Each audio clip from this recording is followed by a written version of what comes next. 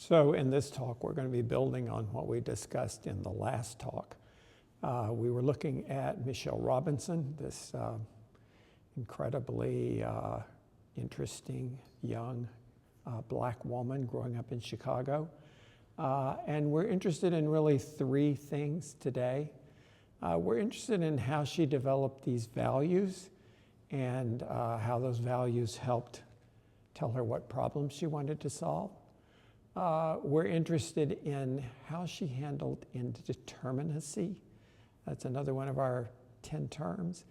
And she grappled with indeterminacy and how to deal with that.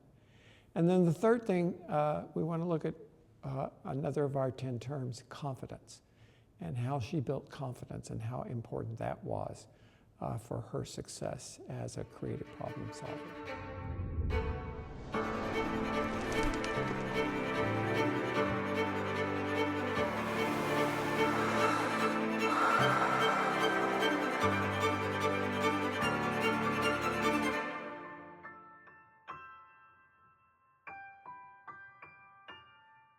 So we left off with Michelle. She had graduated from Harvard Law School, and she'd gotten a job at a very prestigious law firm in Chicago. And we'll be building on that in this talk. So after she graduated and she went to work for Sidley and Austin in Chicago, she was not all that happy in the job. It was very challenging work. She was very good at it. She got a certain level of satisfaction from that. But she said, this may be a fundamental problem with caring a lot about what others think. It can put you on the established path, the my, isn't that impressive path, and keep you there for a long time. And in her 20s, she began to think, that's what's happened to me. I'm on the my isn't that impressive path. And I've done that all my life. That was kind of drilled into me by my parents. That was what I was supposed to do. That was success. And so she did that for quite a long time. She did her job.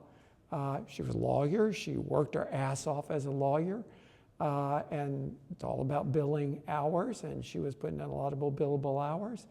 And she just told herself, this is my life. I don't really have a choice here. I'm in a very prestigious place. I'm a success. But she started keeping a journal. And in that journal, she got herself a nice cloth-bound book, and she started just writing some of her thoughts. And she took it with her when she went on business trips for Sidley and Austin. And she wrote in it a number of very telling things. She said, I feel very confused about where I want to go, what kind of person I want to be, how do I contribute in the world. I'm confused about what I might do, what skills I might possibly have. Could I be a teacher or a college administrator? Could I run some sort of after-school program? I was interested in possibly working for a foundation or a nonprofit. I was interested in helping underprivileged kids. That was the key thing, because she'd been an underprivileged kid. So she writes in her journal, I'm interested in helping underprivileged kids. She says, I wondered if I could find a job that engaged my mind and still left me time enough to do volunteer work or appreciate art or have children. I made a list of issues that interested me: education, teen pregnancy, lack of self-esteem. A more virtuous job I knew would involve a cut in pay. She's getting paid really well at Sidley and Austin. I felt a slow-growing certainty of my own. I wasn't built to practice law. So this is where she's really doing a deep dive into her own values. And she's realizing, I wasn't built to practice law. So she took a business trip And she went to Washington, D.C. She's working her ass off. They've got a client down there. They're preparing for a trial. She's getting all the material together for the trial. And then at the very last minute, they settled the case.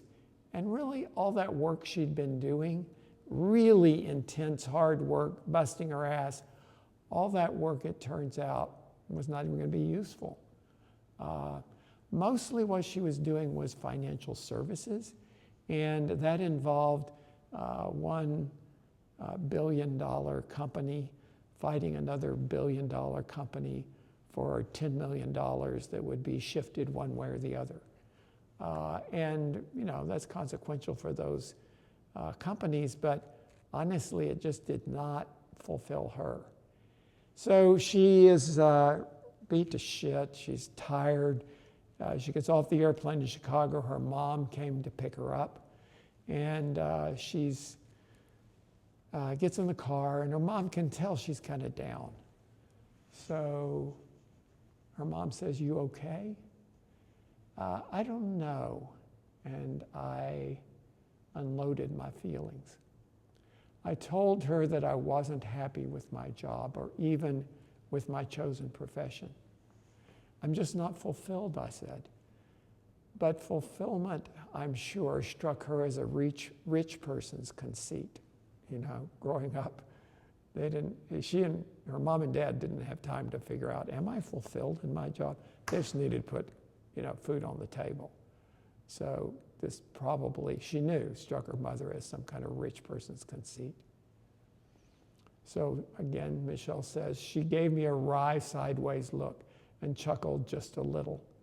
If you're asking me, she said, I say make the money first and worry about your happiness later. Make the money first and worry about your happiness later. So this is this issue of indeterminacy. There's not a right answer to this question of what she's supposed to be doing with her life. There's not a single answer. And she's trying to grapple with the indeterminacy of that problem. So she starts to really, in some ways, do the four-step process. She starts doing a little research first. And she networked with friends who had transitioned from private practice of the law into public service. She thought public service might be more interesting for her. She networked also and eventually took a job as the assistant to the mayor of Chicago. Now, the mayor had been Harold Washington, who was the first African-American mayor of Chicago. And she'd admired Harold Washington immensely. But just before this time, he had actually died of a heart attack in office. And he was replaced by a new mayor.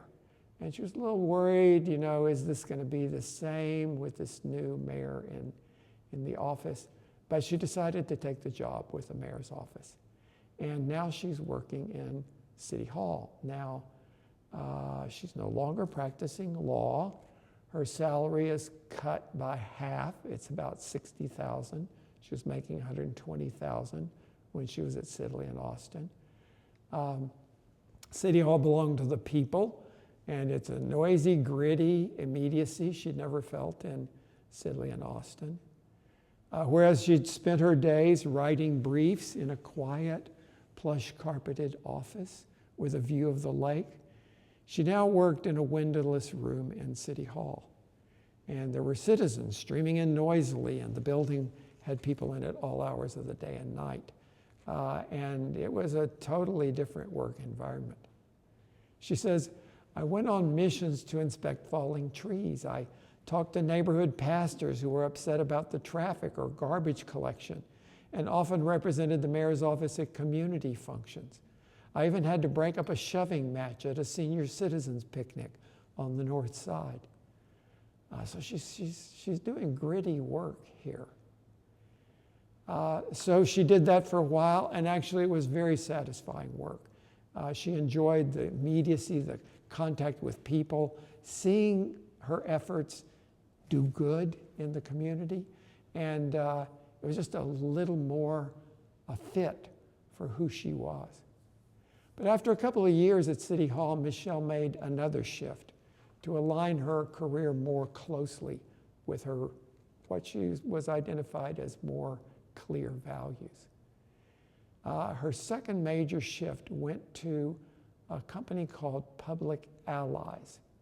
She was hired to be the executive director for a brand new Chicago chapter of an organization called Public Allies. Public Allies recruited talented young people, gave them intensive training and committed mentorship, and placed them in a 10-month-long apprenticeship position inside community organizations and at public agencies. So it's taking people who need exposure to possibilities in their life, and then it's placing them helping people who need a lot of help, and again, serving disadvantaged communities. She says, I still remembered at Princeton how many of us marched into LSATs or suited up for corporate training programs without considering that a wealth of more civic-minded jobs existed. And she hadn't realized what her options really were. Public Allies was meant as a corrective to this, a means of widening the horizons for young people thinking about their careers. Public Allies was all about promise. It was a mandate to give out the young who might be overlooked and to give them a chance to do something meaningful. So in a way, she's using her background, her experiences, and what she needed but didn't get maybe, and then helping to give that back to disadvantaged kids who might have grown up in a similar situation as she did. So again, it involved a major pay cut. And in fact, the salary they offered was so small that she actually just could not afford to live on that small a salary. So she couldn't say yes. She still had roughly $600 of student debt to pay every month on top of her expenses for rent and food and everything else. So she goes back to Public Allies and says, I just can't live on that. And they came up with a little more money, and that helped enormously. At Public Allies, she says, success or failure would depend almost entirely on my efforts, not those of a boss or anyone else. So now she has to have the confidence to take that responsibility herself, and to make this work or not work, it's going to all depend on her. And that's a lot more confidence than just having a boss telling you what to do day to day. She says, I leveraged more or less every connection I'd ever made in Chicago, seeking donors and people who could help us secure longer-term foundation support. Again, stretching herself beyond the things she'd been trained to do in law school. By the time she was 30, Michelle Robinson had already begun to make her mark as a very successful advocate for disadvantaged young people.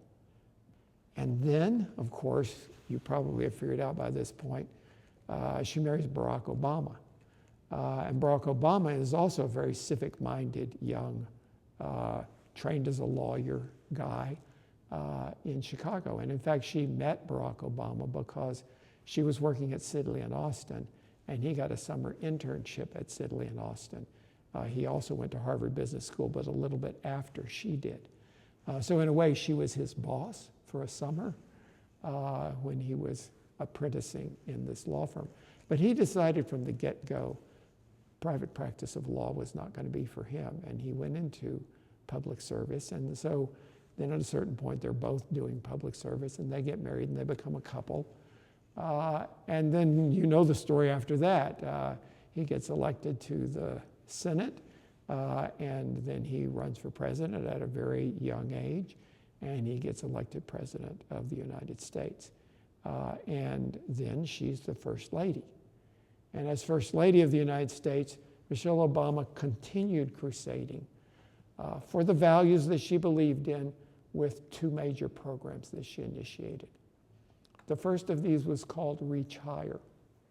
And this started with her experience at Public Allies. And she says, during my time at Public Allies, I saw the benefits of more formal mentoring firsthand. I knew from my own life experience that when someone shows genuine interest, it really matters, especially for women and for minorities and for anyone society is quick to overlook. So she's looking at initiating mentorship programs. With that in mind, she started a leadership and mentoring program at the White House. And at first, she just invited 20 sophomore and junior girls from high school around greater DC to join her and a small group of women mentors for monthly get-togethers. And she did that for a while just in the White House. And then she said, okay, now we've test run that system. Let's try it at a larger scale. And she started this Reach Higher program. She says the Reach Higher program that came out of that effort would encourage kids to strive to get out to college, and once there, stick with it. Reach Higher would seek to help them along the way, providing support for school counselors and easier access to federal financial aid. So the first thing was this mentoring program that then became a kind of national program called Reach Higher.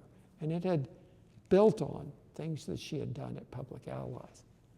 Then the second thing was about children's health. One of the things she realized was that these kids in disadvantaged communities, a lot of their problem is often health. And the reason why they're not able to succeed is because they have some severe health problems. She realized that at the time Barack took office, nearly 1/3 of American children were overweight or obese. And that obesity caused problems with diabetes. Overweight children get less exercise. They have more illnesses. That makes them miss school. She realized that it all goes back to keeping these kids healthy. So how could we help improve the diet and the health of disadvantaged kids? She says most of what we knew about food had come through the food industry, advertising about everything that was boxed or frozen or otherwise processed. But nobody was out there talking about fresh, healthy food. Nobody was advertising for that. So moms, dads, families, kids, that's not what they heard about. They just heard about the processed food, and that's what was getting to their table. So she had this idea, which was an incredibly creative idea, a kind of harebrained idea. But she decided that she was going to plant a garden at the White House, and that would be part of her response to this problem. She was going to advertise fresh, healthy food by planting a garden in the White House, and that was going to be so off the wall, the news media would descend on it, and it would get a lot of publicity, and that would advertise to people, oh, wait, you can grow your own food, and it's fresh and it's healthy. So she says, I plan to use the garden to spark a public conversation about nutrition, which ideally would lead to discussions about how food is produced, how it's labeled, how it's marketed, and the ways that it's affecting public health. So interesting thing is, it's not like she knew anything about gardening. She'd never done it at all. She's completely naive about this. But she's jumping in both feet and using this as a way of talking about this issue she cares about. She says our dinners at the White House included broccoli, carrots, and kale that were grown on the South Lawn. We also began to pickle vegetables and present them as gifts to visiting dignitaries, along with jars of honey from our new beehives. So, and I can remember this, maybe you can remember this, although you're probably too young to remember the early days of the Obama administration.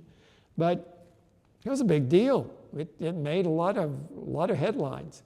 And this idea of growing your own fruits and vegetables and having bees and having your own honey and the nutritious value of all of that as opposed to processed foods. And then she attacked the problem from all other angles as well. She wasn't just doing the garden. She says, this was not a campaign about government.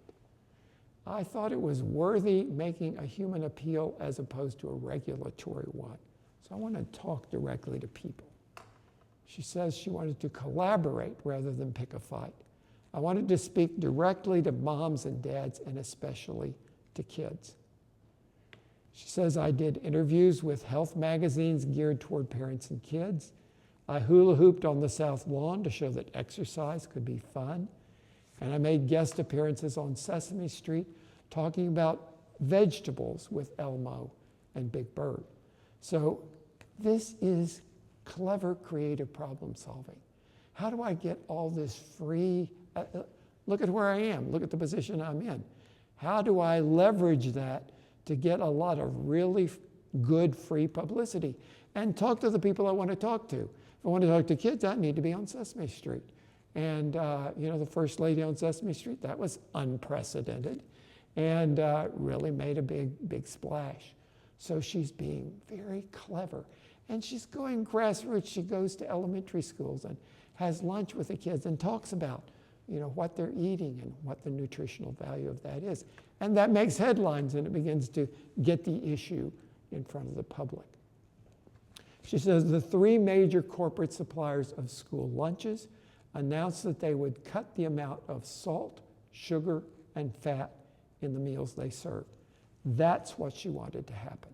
She wanted to get these are government subsidies. They're paying for these things.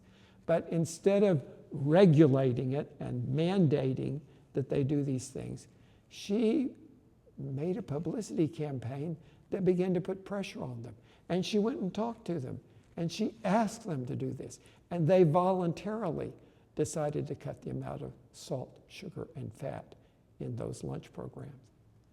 She says we engaged the American Academy of Pediatrics to encourage doctors to make body mass index measurements a standard of care for children. So these were not things doctors were talking about. This wasn't a standard thing. Obesity or overweight wasn't something that doctors were really conveying to their patients.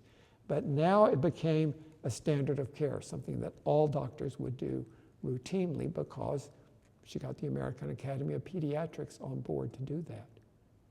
She says we persuaded Disney, NBC, and Warner Brothers to wear public service announcements and invest in special programming that encourage kids to make more healthy lifestyle choices.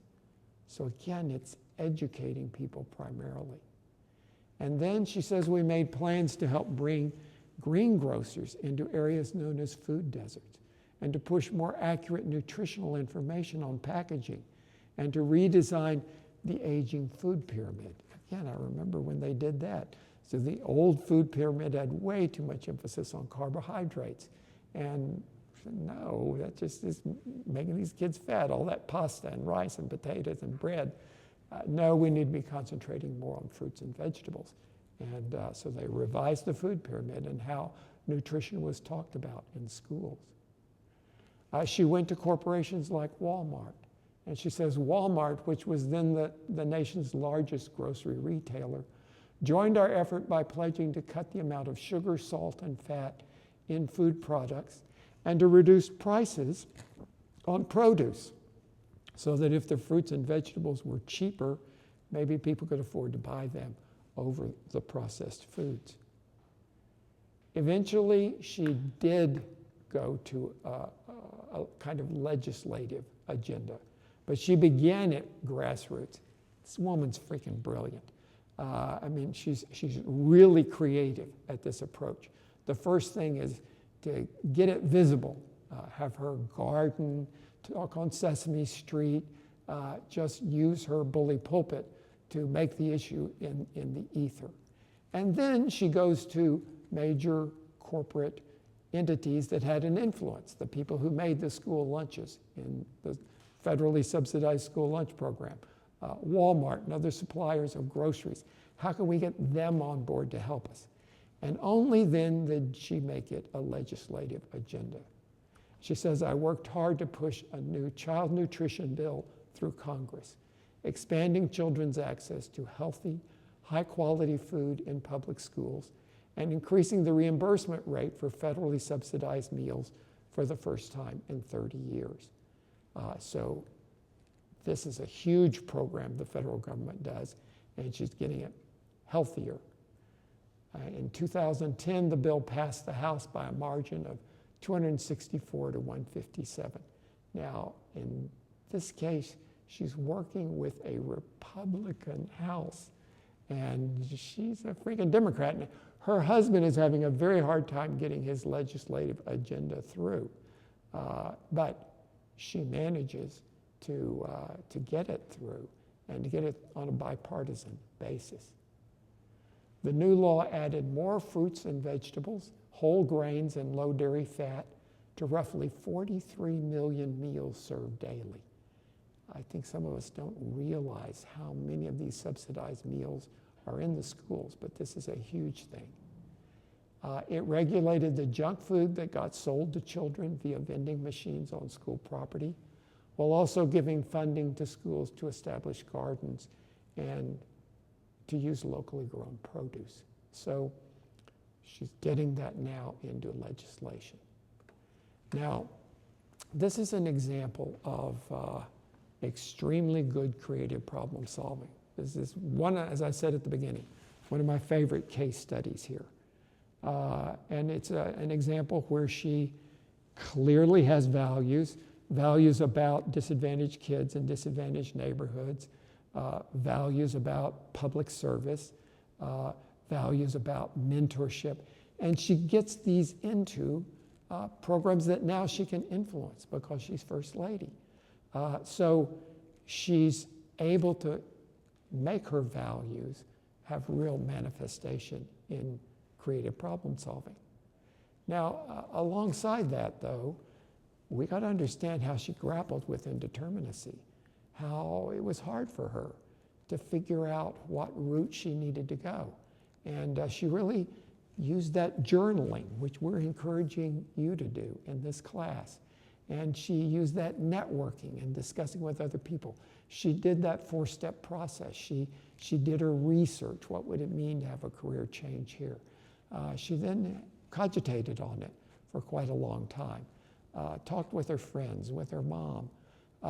And then she decided, okay, aha moment, I need to go into public service. And then she proceeded to do that.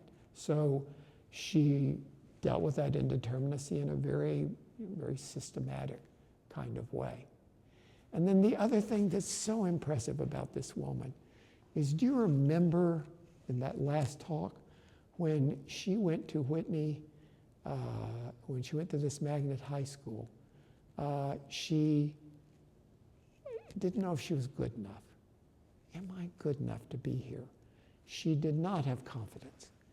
And then again, when she's at Princeton, she seems a little overwhelmed by all these white people. And, I'm a double minority, a woman and a white person and a black person here. That was a threat to her confidence. But then slowly, she has these incremental successes. And in the end, this is a very confident, very strong, very effective woman. So there are lessons to be learned there. Lessons about values, lessons about how to deal with indeterminacy, and lessons about how to build confidence. Okay, we'll talk about this more in the check-in. See you later.